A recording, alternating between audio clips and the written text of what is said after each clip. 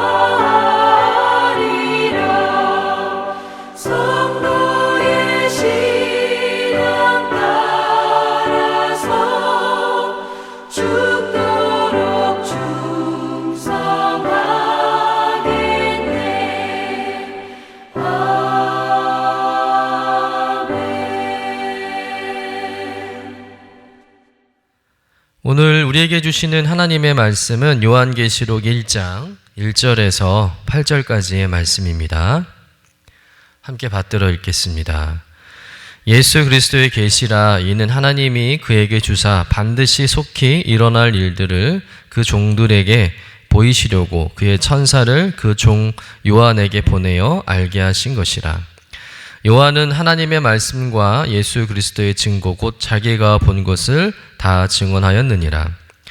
이 예언의 말씀을 읽는 자와 듣는 자와 그 가운데 기록한 것을 지키는 자는 복이 있나니 때가 가까움이라. 요한은 아시아에 있는 7 교회에 편지하노니 이제도 계시고 전에도 계셨고 장차 오실 이와 그의 보좌 앞에 있는 7 영과 또 충성된 증인으로 죽은 자들 가운데서 먼저 나시고 땅의 임금들의 머리가 되신 예수 그리스도로 말미암아 은혜와 평강이 너희에게 있기를 원하노라.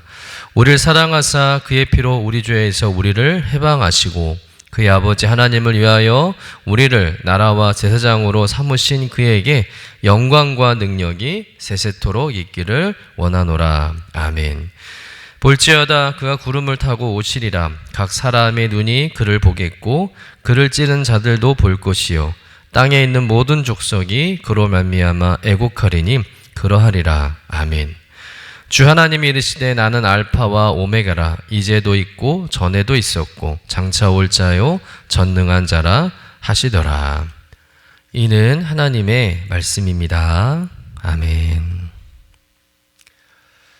오늘부터는 요한계시록의 말씀을 함께 읽어가며 은혜를 나누게 됩니다. 요한계시록은 예수님의 제자 가운데 사도 요한이 기록한 책이죠. 사도 요한은 예수님의 제자 가운데 순교당하지 않고 마지막까지 살아남아서 노년에 반모섬에서 유배 생활을 하게 됩니다. 그 유배 생활 가운데 있을 때에 이 요한계시록 말씀을 기록하게 된 것이죠. 잘 알다시피 요한계시록은 성경 66권 중에 맨 마지막 책입니다. 요한계시록이 성경의 맨 마지막 책이라는 것은 뭐냐면 요한계시록이 성경 전체의 결말과 같다는 의미로 볼 수가 있습니다. 그 결론은 바로 세상의 종말과 하나님의 심판, 그리고 새 하늘과 새 땅에 대한 이야기죠. 창세기에서 하나님께서 말씀으로 세상을 창조하신 이야기로 시작한 성경은 그 세상이 끝나고 새로운 세상이 완성되어지는 이야기를 담은 요한계시록으로 끝이 나게 된다는 것이죠. 그래서 성경 66권은 서로 다른 이야기를 의미 없이 묶어놓은 책이 아니라 창세기부터 요한계시록까지 한 가지의 주제와 이야기를 기록한 하나의 책이라는 것이죠. 다시 말해서 하나님께서 세상을 창조하셨지만 인간의 교만함으로 인해서 이 세상 가운데 죄가 들어오게 됩니다. 그 죄로 인해서 인간과 세상은 타락하게 되죠. 하지만 하나님은 이 타락한 인간과 세상을 사랑하셔서 그 인간과 세상을 구원하시기 위해서 한 민족을 택하시고 그 민족을 통해서 이 세상을 구원할 메시아 예수 그리스도를 이 땅에 보내시게 됩니다. 그리고 이 땅에 오신 예수 그리스도께서 십자가에 죽으시고 3일 만에 다시 부활하사 예수 그리스도를 믿는 자마다 구원을 받고 장차 세상의 종말과 끝에 하나님께서 예비하신 영원한 하나님의 나라 새 하늘과 새 땅에 들어가서 영광과 축복을 누리는 이야기, 이것이 성경 전체의 줄거리라는 거예요.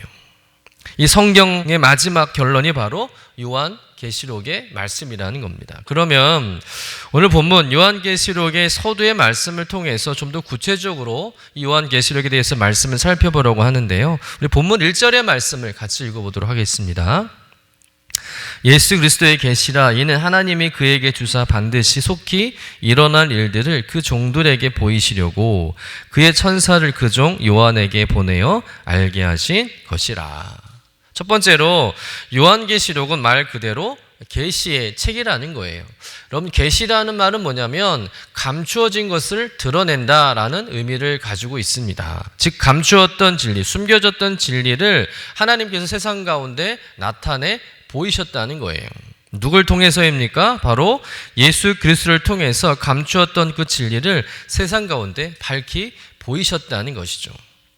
그러면 무엇을 보여주셨다는 것이겠습니까? 반드시 속히 일어날 일들. 다시 말해서 장차 앞으로 세상 가운데 일어날 일들에 대해서 미리 알려주는 책, 그것이 오늘 우리가 읽은 요한계시록의 말씀이라는 겁니다. 하나님은 반모섬에서 유배당하고 있는 사도 요한에게 이 계시의 말씀을 보여주셨고, 사도 요한은 그 계시를 받아 적어서 당시 소아시아 7교회와 믿음의 성도들에게 서신으로 보내 읽게 했던 것이죠. 그 서신이 바로 요한계시록의 말씀입니다.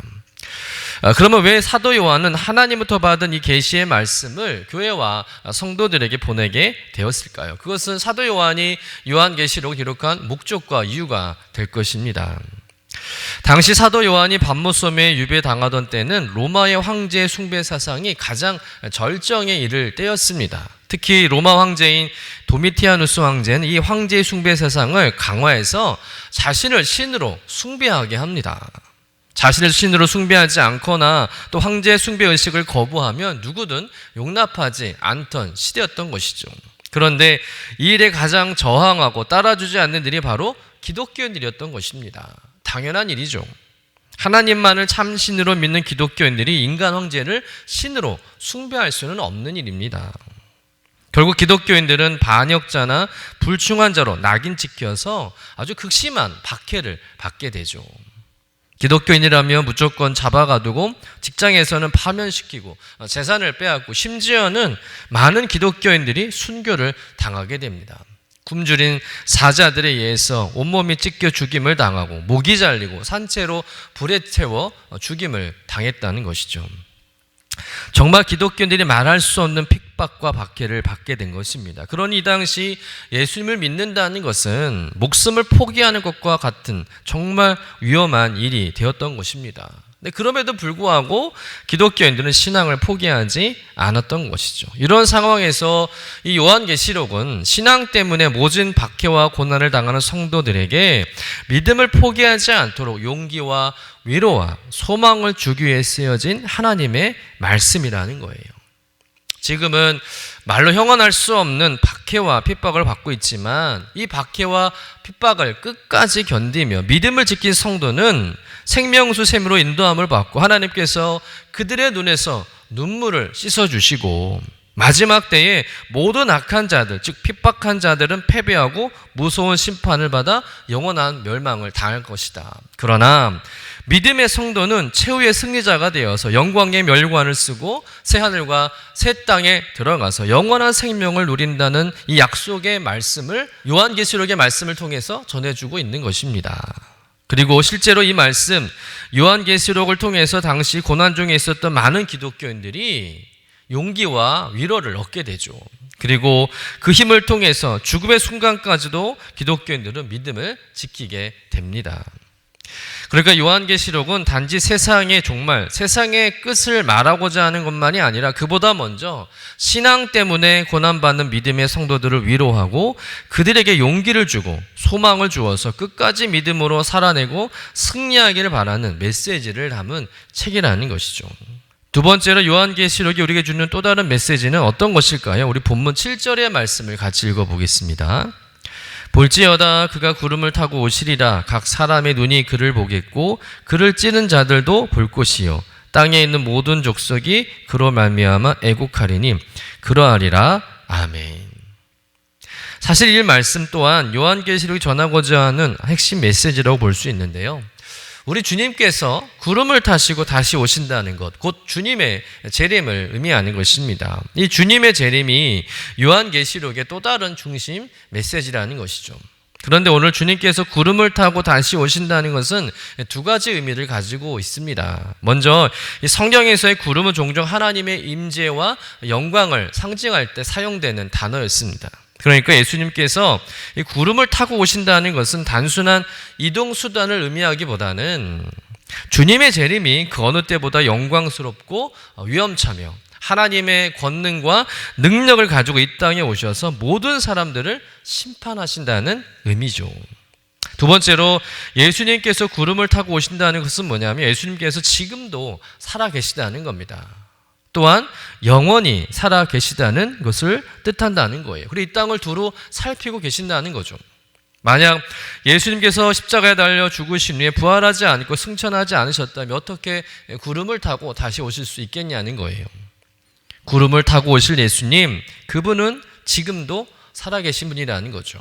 그래서 본문 4절에 보니까 이제도 계시고 전에도 계셨고 장차 오실이다. 또 8절에 보면 주님께서는 나는 알파와 오메가, 즉 처음과 나중이시고 이제도 있고 전에도 있었고 장차 올 자요 전능한 자라, 이렇게 직접 말씀하셨다는 거예요. 한마디로 처음과 마지막이 어제도 계셨고 지금도 살아계시고 영원히 우리와 함께 하시는 그 주님을 고대하는 삶을 살자는 것이죠. 당시 요한계시록의 수신자가 되는 소아시아 성도들은 로마의 도미티아누스 황제에 의해서 많은 고난과 박해를 당하고 있었던 때였습니다. 그런 고통을 당함으로 인해서 그들은 정말 주님이 살아계신 것인가에 대한 의심을 가질 수밖에 없었던 거예요. 주님께서 살아계시다면 왜 믿음의 성도들이 이렇게 고난을 당하고 죽임을 당할 수 있냐는 것이죠. 그러면서 믿음이 점점 약해져 가고 있었던 겁니다. 그러한 때에 사도 요한이 말하는 거죠. 주님은 지금도 살아계시다. 그리고 머지않아 구름을 타고 영광 중에 다시 오실 것이다 라는 위로와 소망의 말씀을 전해주고 있는 것입니다.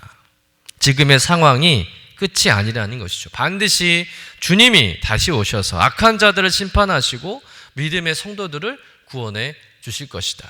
비록 믿음을 지키다가 순교한 성도들이 있다 할지라도 그들은 예수님처럼 부활의 영광에 참여하게 될 것이며, 그래서 승리의 면류관을 쓰고 영생할 것을 약속하는 것이죠. 그렇습니다, 여러분. 주님은 지금도 살아계신 줄로 믿습니다. 그리고 반드시 다시 오실 것입니다. 그날은 믿음의 성도들이 승리하는 날인 줄로 믿습니다. 여러분, 사도 요한은 도미티아누스 황제의 극악한 박해 밑에서 사제와 같은 밤모섬에서 유배 생활을 했습니다. 뱀과 정갈만이 우글대는 토굴 속에서 버려진 인생이었어요. 하지만 죽어라고 벌어진 그곳에 사도 요한에게 부활의 주님께서 찾아오셨고 역사의 미래를 보여주셨는 줄로 믿습니다. 감추었던 놀라운 비밀을 나타내 보여주시며 장차 믿음의 성도가 누릴 영광과 승리와 축복을 약속하신 거예요. 그 모습을 보며 사도 요한은 말할 수 없는 위로와 기쁨을 얻게 된 줄로 믿습니다. 고독과 슬픔 그리고 탄식의 장소였던 밤모섬이 이로 인해서 놀라운 감격이 넘치는 기쁨의 장소로 바뀌게 된 줄로 믿습니다. 그래야 모든 사람들에게 그 기쁨과 영광을 나누어 줄 수 있게 되었던 것이죠. 요한계시록이 바로 이런 책인 줄로 믿습니다. 여러분, 요한계시록은 종말의 때만 초점을 맞추는 것이 아니라 종말에 대한 인식을 가지고 현재의 삶을 어떻게 살아야 하는지를 깨닫게 하는 말씀인 줄로 믿습니다. 1세기의 수많은 믿음의 선조들은 이 요한계시록의 말씀을 듣고 극심한 밖의 상황 속에서도 결코 낙심하지 않고 절망하지 않고 믿음의 선한 싸움을 싸우며 이 믿음의 길을 끝까지 달려가는 줄로 믿습니다. 마찬가지로 오늘도 우리가 요한계시록의 말씀을 읽어갈 텐데 사도 요한이 만난 영광의 주님, 그 부활의 주님을 만나시는 여러분 되시기를 간절히 축원합니다. 그래서 어떤 삶의 고난과 어려움 속에서도 절망하지 않고 영원한 소망이 되시고 참된 유료가 되시는 그 주님, 다시 오실 그 재림의 주님을 바라보며 믿음의 선한 싸움을 달려가시는 여러분 되시기를 간절히 축원합니다. 고난 중에 있지만 더욱 소망을 바라보며 믿음으로 살아가는 저와 여러분 되시기를 주님의 이름으로 간절히 축원합니다. 기도하겠습니다. 알파와 오메가 되시며 전에도 계셨고 지금도 우리와 함께 하시며 장차 하늘의 권세와 능력으로 다시 오실 주님, 오늘도 요한계시록의 서두의 말씀을 통해서 귀한 깨달음을 주시니 감사드립니다. 요한계시록을 통해서 세상의 끝과 하나님의 나라가 임할 그날을 바라보며 우리의 믿음을 새롭게 하게 하시고 더욱 주님을 바라보는 소망을 굳건히 할 수 있도록 인도하여 주시옵소서. 고난과 시련 가운데 있는 성도들에게 위로와 소망의 말씀이 되게 하시고 또한 끝까지 믿음을 지켜낼 수 있는 용기가 되는 말씀 되게 하여 주옵소서. 또한 주님의 재림을 믿고 소망하며 또 그날을 기다리는 자들이 될 수 있도록 우리의 마음을 붙잡아 주옵소서. 요한계시록의 말씀을 통해서 절망하지 않게 하시고 소망 가운데 살아가는 믿음의 성도 되게 하여 주옵소서. 다시 오실 주님을 바라보며 그날까지 믿음을 지키는 자들이 되기를 소망하오며 거룩하신 예수님의 이름으로 기도드립니다. 아멘. 하늘에 계신 우리 아버지여, 이름이 거룩히 여김을 받으시오며 나라가 임하시오며 뜻이 하늘에서 이루어진 것 같이 땅에서도 이루어지이다. 오늘 우리에게 일용할 양식을 주시옵고 우리가 우리에게 죄 지은 자를 사하여 준 것 같이 우리 죄를 사하여 주시옵고 우리를 시험에 들게 하지 마시옵고 다만 악에서 구하시옵소서. 나라와 권세와 영광이 아버지께 영원히 있사옵나이다. 아멘.